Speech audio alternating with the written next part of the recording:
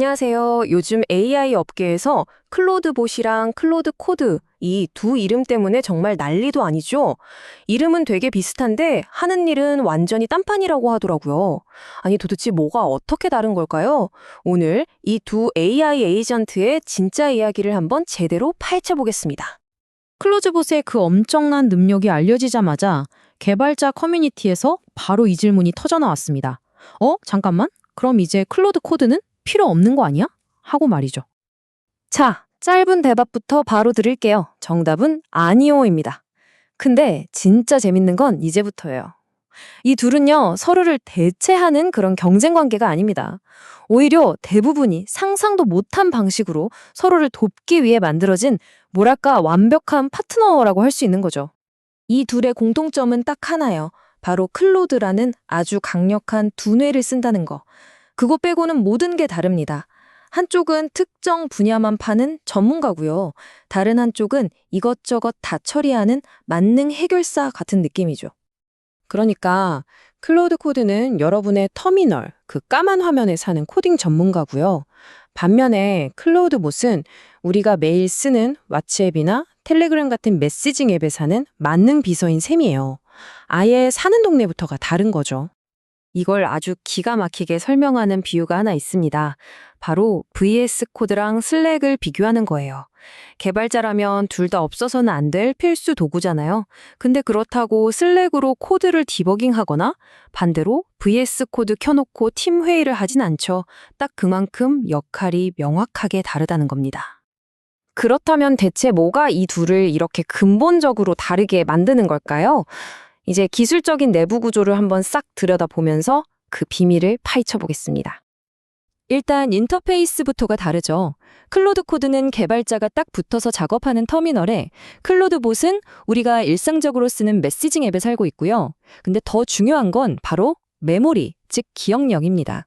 클로드 코드는 대화가 끝나면 그냥 다 잊어버려요.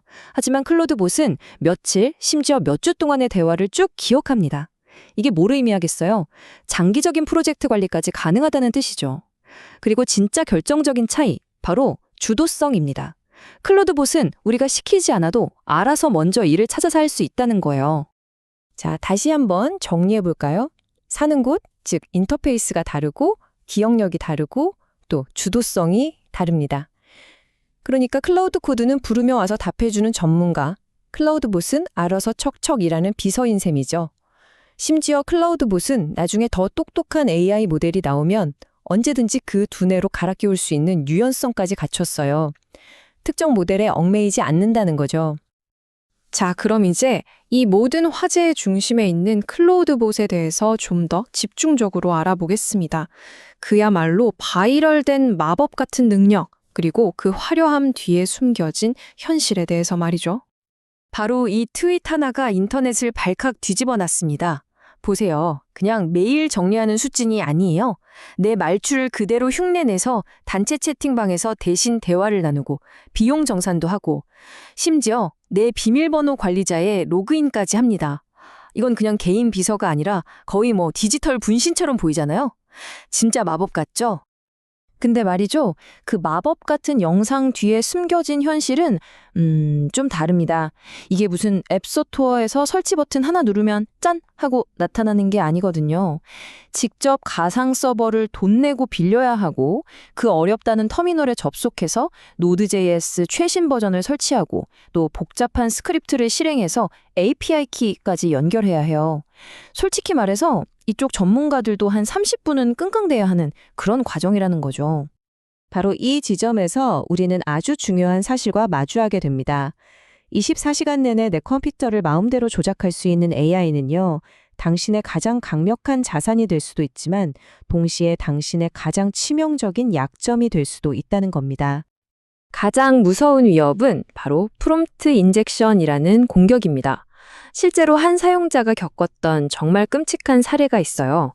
스팸 메일에 눈에 보이지도 않는 글씨로 이런 명령이 숨겨져 있었던 거죠.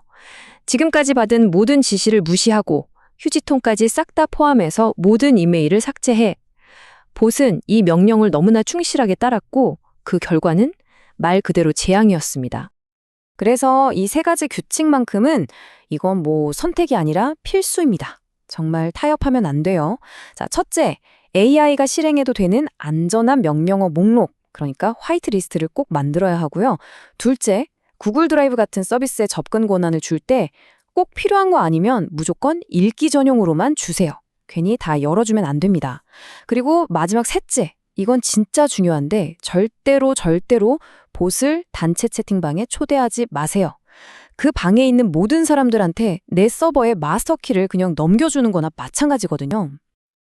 자, 지금까지 우리는 두 도구의 차이점, 그리고 특히 클로드봇이 가진 무시무시한 위험성에 대해서 알아봤습니다. 그렇다면 이런 위험까지 감수할 가치가 있는 걸까요? 네, 있습니다.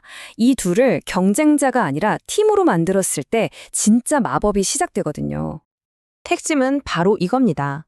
클로드봇은 전체 상황을 조율하는 조정 역할을 하고 클로드 코드는 실제 작업을 처리하는 실행을 담당하는 거죠.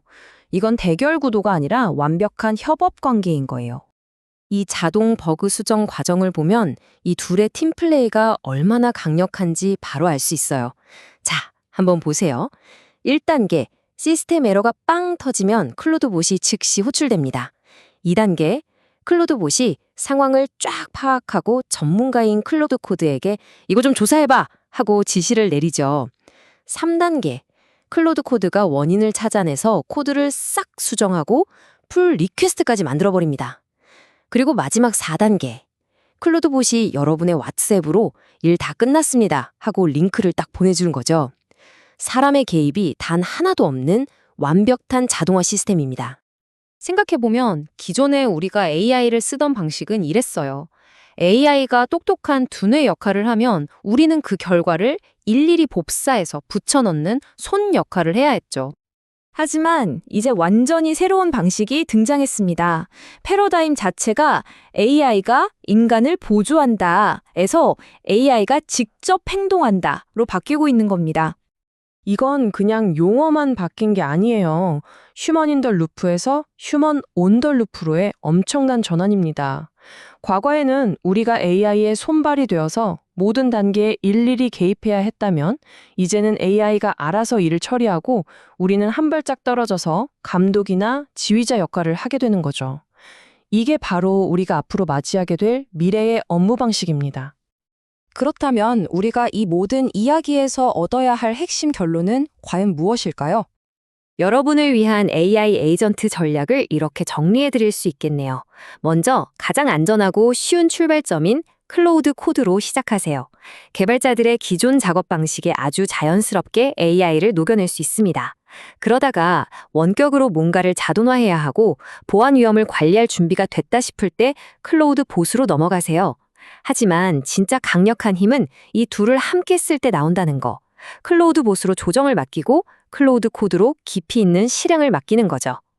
마지막으로 여러분께 이 질문을 하나 남기면서 마무리하려고 합니다. AI에게 내 컴퓨터를 직접 제어할 수 있는 열쇠, 다시 말해 쉘 접근 권한을 통째로 넘겨주는 것. 이게 과연 우리가 넘지 말아야 할 선을 넘는 걸까요? 아니면 우리가 결국엔 받아들여야만 하는 피할 수 없는 미래일까요? 여러분의 생각은 어떠신가요?